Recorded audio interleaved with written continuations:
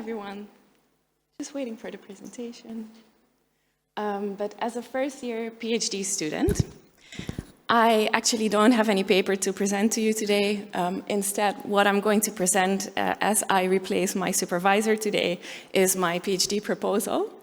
And it has very little to do with gender, so I'm probably not in the perfect group for this, but it's fine. The title of the presentation is Transnational Governance of Social Assistance in Sub-Saharan Africa, Implications for National and Local Social Contracts in Fragile Settings, and I'm focusing on the case of Sudan. Skipping that because we're short in time, my research is inspired by my work as a practitioner over a number of years. And what you see here on this picture is a cash distribution in the east of Sudan in a state called Kassala. And this program is fully donor funded and it targets pregnant and lactating women. And it doesn't only provide cash, it also provides services and social and behavioral change communication. So while this program is very transnationally influenced by external donors and the UN and so on, it is implemented in a very local context. We are talking about villages and communities here. And what you see in the picture is a little bit what I'm going to dive into because I'm going to go a little bit micro. Here there's a woman, she's coming to the cash distribution, and soon she's going to talk to these two people here. They're social workers, and they will look at her eligibility, whether or not she can receive the cash. And then the woman will, as these other women here, sit in line, and then she might go into the room on the right where she receives the cash. The bank that was recruited by the program is sitting there to distribute the cash. Then we have a police officer who is engaged in this program from the local community who is keeping order on the cash distribution. We have a number of women sitting in line that are going to enter the room on the left. And there is a doctor and a midwife who are also engaged by the program. And she will receive some nutrition and health services there. We have a UN employee sitting there talking to a third-party monitoring, also recruited by the program from one of the communities around. And we have an NGO worker who is keeping order on the site and making sure that there are chairs and there's water. And that's evidence that I was there. That's my thumbprint in the corner. And I'm the evidence of the transnational nature of the program. As a UN employee, I was engaged in the design and operationalization. And I'm saying operationalization because it's different from implementation. Here I'm talking about really engaging all of these actors that you see here on the picture. So this picture illustrates how localized implementations of these cash programs can be, and that is the motivation for my research. It's just one example of many programs that are aid-funded, and they are implemented in similar ways. Since January 2023, Sudan received about $4 billion US dollars in foreign aid, and a lot of this money has been used to replace and to compensate for state deficits in service delivery, including the delivery of social assistance. And I argue that despite this transnational nature of these programs, there's not that much evidence on how they actually interact with national and local governance. And I also argue that that is actually really important because on the one hand, these programs might be able to increase stability. And on the other hand, there might be features in the design that might actually undermine it. And in the context of overall dynamic and fragility, it is important to protect or strengthen whatever is there.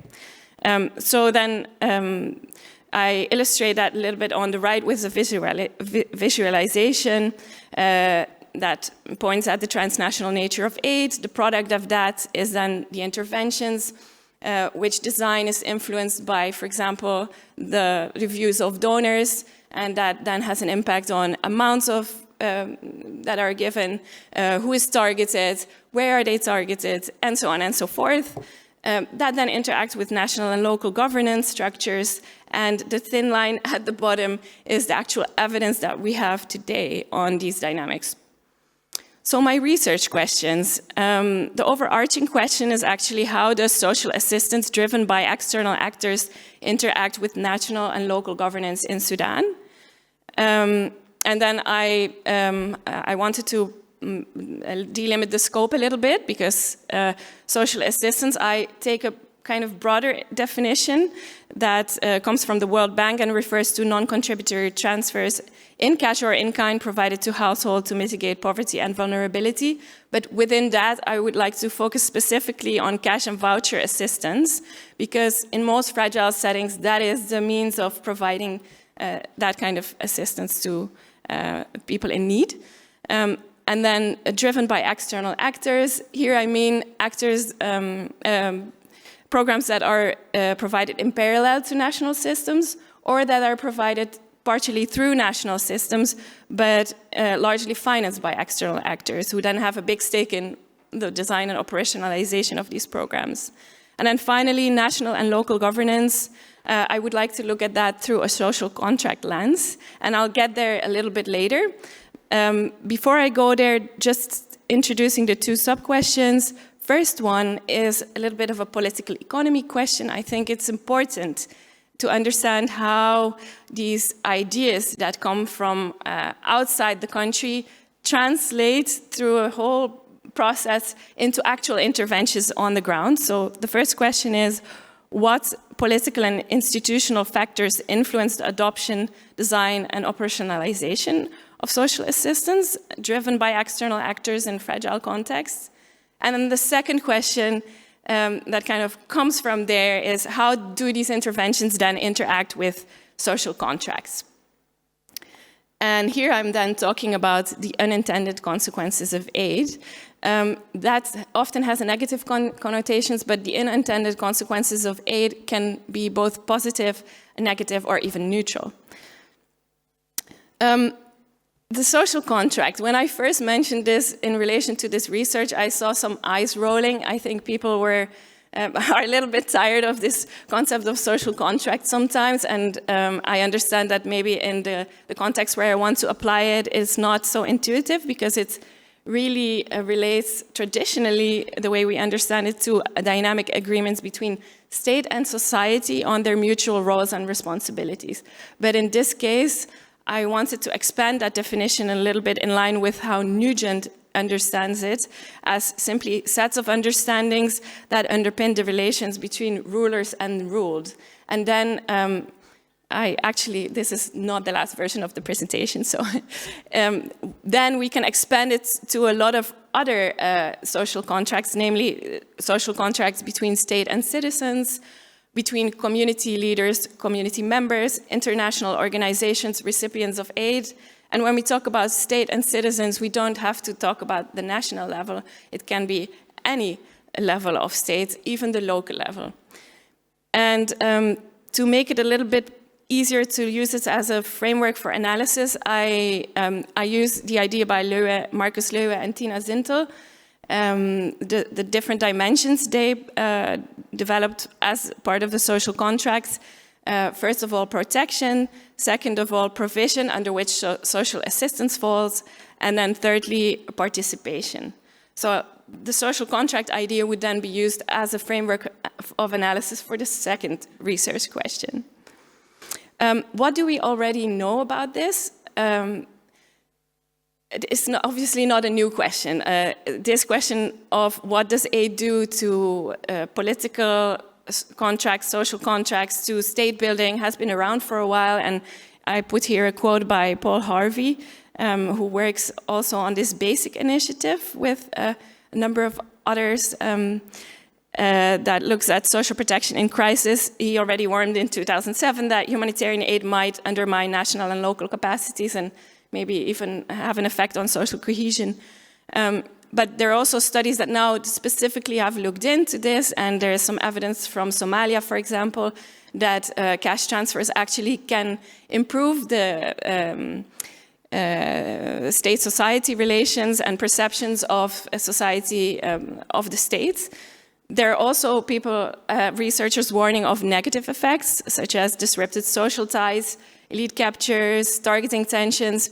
but to the best of my knowledge, there is not that much evidence yet on these social contracts at the local level and what these interventions do to them in fragile contexts.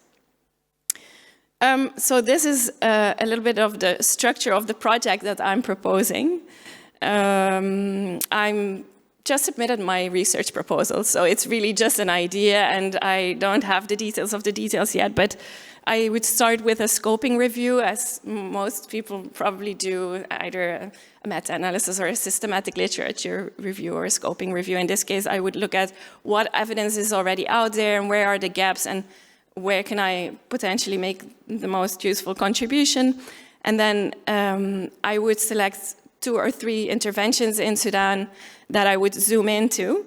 And then first look at the political economy around these interventions. How did they move from an idea over time into a specific intervention on the ground? Who was involved? So I would start with a social network analysis, looking at power dynamics and so on, and then what kind of intervention came out at the end. So what was the process that led to that specific intervention on the ground? And then I would zoom in on the community level and look at the perceptions of the community. First of all, I would find out what are those social contracts that were there at the community level? What are the ones that are the most prominent and have been there over time? And I expect something coming out related to kinship, community leaders and people in those communities, and potentially other social contracts that I would then look into, and then ask people about their perceptions on how these interventions have changed or what impact they have had on different dimensions of these social contracts. And I would then use this same framework that I introduced earlier. So this would be a qualitative study. The last paper is a tricky one, and I'm not going to go into the methodology because legitimacy is this difficult thing to define, and I have an idea of how to do this, so if you would like to know more about that, we can chat afterwards. But this last paper would then look into the interaction of social assistance design and implementation with local government legitimacy in Sudan, because the local governments, even though the whole national system has kind of collapsed, the local governments are still operating and they are still delivering, to the extent possible, services. So then I would like to understand, do these programs, when aid actors come in, undermine local government legitimacy because they are filling in gaps, or do they actually strengthen legitimacy of local governments? So this is, let's say, the proposal overall. And I hope to make different types of contributions through my research. First of all, some empirical contributions to understand better how does transnational nature of aid affect local context, and then specifically looking at social assistance. Some policy contributions, hopefully. How can we tailor aid and then specifically cash and voucher assistance better to local contexts? Theoretical contributions would have to do with expanding this definition of a social contract so that it's more applicable to the context I'm talking about in sub-Saharan Africa. And then finally, methodological contributions, because I'm very keen to apply different methods in a context of fragility where it's so hard to produce any evidence. So yeah, those are the 4 contributions I'm hoping to make. And that was also my presentation, and I'm really looking forward to your questions. Thank you.